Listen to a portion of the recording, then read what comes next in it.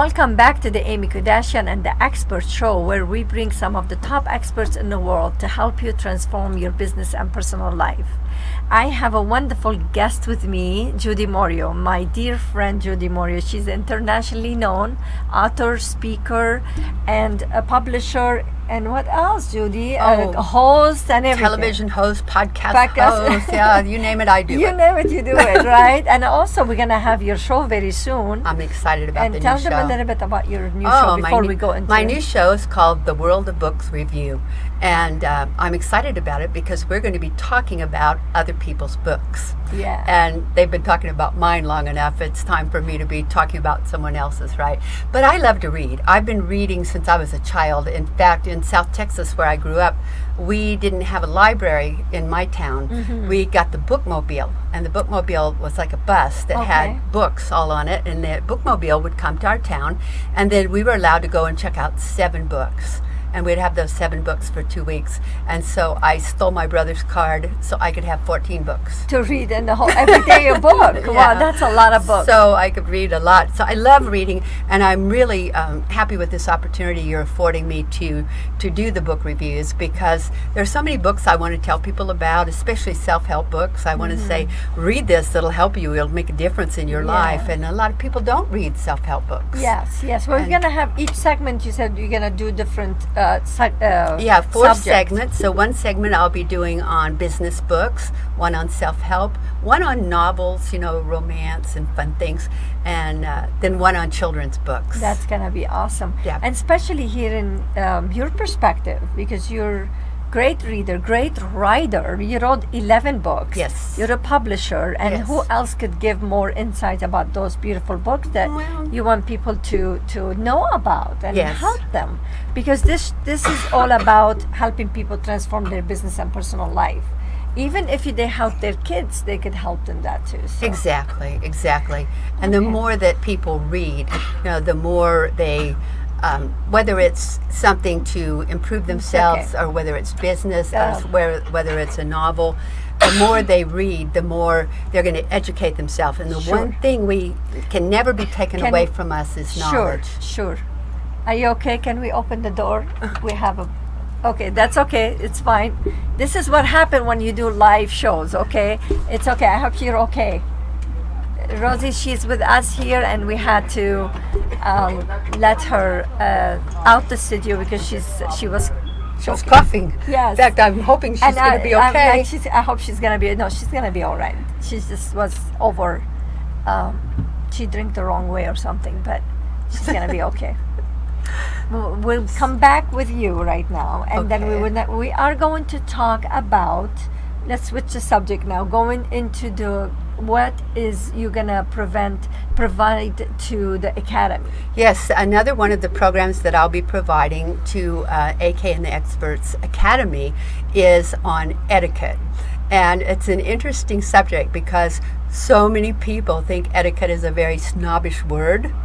Etiquette, it sounds very snobbish. Some people think etiquette is just about how you behave if you go to a formal dinner or a special event or an anniversary, or you have to have good manners.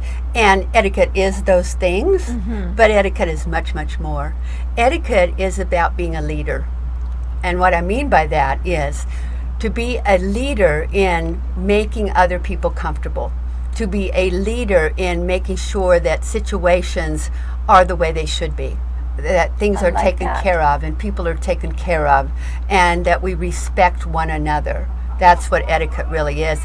And it stems from a word that many of us used to use that I haven't heard a lot lately, a word poise, P-O-I-S-E, poise.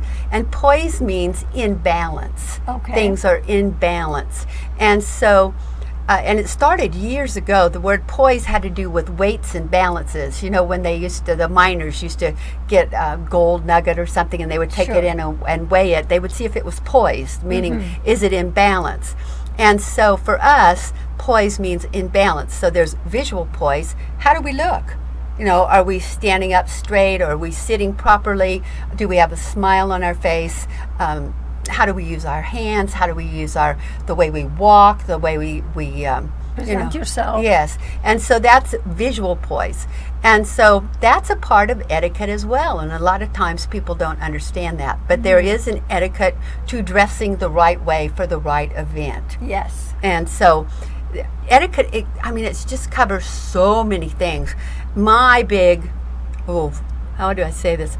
My big aggravation, is that the right word? Is people who have bad table manners.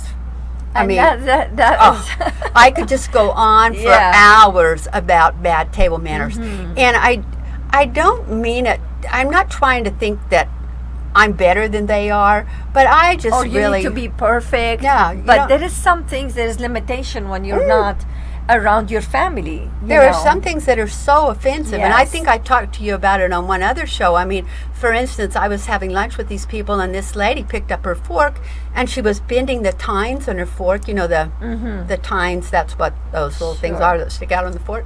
And she actually was bending them as she was talking to me, and I was looking, thinking, what on earth is she doing? And then she took her fork and put it down her shirt and scratched her back with it at the table. And then put it back on the table. Now, I'm sorry, but I think when you're 60 years old, you should know better than that. You might forgive a 6-year-old, or even a 16-year-old, I might say, okay, well, maybe. They haven't learned yet. Yes, yes. Yeah. And my mother used to always say to us when we were growing up, don't act like that. People will think you were raised in a barn. And basically what she was saying is what you're doing is not socially acceptable. Okay. It's not acceptable. You need to behave in a way that is socially acceptable. And anyone knows you don't use a fork to scratch your back. I mean imagine, and this is a habit because they're not really aware of it. We're not talking, saying, putting anybody down. No. But sometimes when you have a habit, you don't recognize what you're doing don't. is wrong. And I think a lot of people don't know. You know, when I was growing up, my parents sent me to what we called a finishing school. Okay. And everybody I knew went to finishing school. And even if your family didn't have any money, somehow they managed to get you to finishing school because this was where you learned to be a lady. This is where you learned how to behave. This was where you learned what good manners were. And then as I got older and I owned a finishing school, people started sending their sons there, because it was to teach their sons how to be gentlemen. Nice. And so we taught everything from visual poise, how you sit and stand and walk, and how you open doors for other people, and so on, to skincare and makeup, to putting your wardrobe together, to voice and diction. The way you speak is etiquette. Do you yell at people? Do you holler at people? What kind of words do you use? And so the way you speak. We also had a class in social graces, and we would take our students out to dinner at a gourmet restaurant where they had a 7 or 8 course meal, and we would teach them how to go through each course. Okay. And yet now that I'm grown and I'm a speaker and I travel the world, I am fascinated at how many people sit with me at tables at big functions, like even at the head table. When you're a speaker, we're at the head table, and the whole room is looking at you when you're at the head table, and they're doing amazingly awful things. I mean, I've seen people tuck their napkins in their shirt at the head table. I've seen them chew with their mouth open, talk with their mouth full.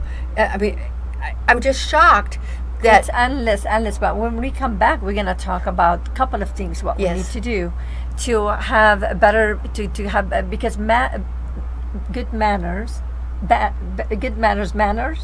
Yeah, good manners matter. Manners matter. Yeah, that's right. And when we come back, we'll be talking about that. See you soon.